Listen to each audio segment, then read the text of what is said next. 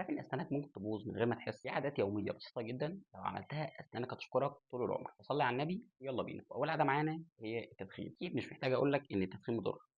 لو انت بتدخن فمفيش فرشه ولا غسول هيعمل معاك العجب ويرجع اسنانك زي الطبيعي، وده لان التدخين بيصبغ الاسنان وبيضعف اللثه وبيفتح الباب للتسوس بسرعه. فالحل انك تبطل تدخين، ولو مش قادر تبطل تدخين حاول على قد ما تقدر تقلل منه، وقتها اسنانك هتبدا تتنفس وترجع لونها الطبيعي. تاني حاجه الافراط في السكر والحلويات. السكر هو الاكل المفضل للبكتيريا اللي بتعمل التسوس، فكل مره بتاكل فيها حلويات انت كده بتدي للتسوس فرصه انه ينتج احماض ويهاجم المينا. فالحل انك تقلل السكر على قد ما تقدر، ويوم ما تاكل سكر كله مره واحده او خليه مع الوجبات، واغسل اسنانك بعدها واشرب ميه. تالت حاجه شرب المشروبات الغازيه والعصاير اللي فيها احماض بنسبه عاليه. الاحماض والكولا بيدوبوا المينا ببطء، حتى لو غسلت اسنانك بعد كده المينا بتكون بالفعل ضعفت. فالحل انك تحاول على قد ما تقدر تقلل منها او تبدلها بميه، ولو هتشرب اشربهم بشاليمو عشان تقلل ملامستهم للاسنان. وقبل ما ندخل على النقطه الرابعه ما تنساش اللايك والشير والسبسكرايب، لان ده بيساعدني جدا في ان انا اكمل صناعه محتوى. ورابع نقطه معانا الجز على الاسنان. كتير من الناس بيجزوا على اسنانهم من غير ما ياخدوا بالهم، وده بيضعف المينا وبيكسر الاسنان مع الوقت. فلو عندك المشكله دي حاول على قد ما تقدر في وقت التوتر مثلا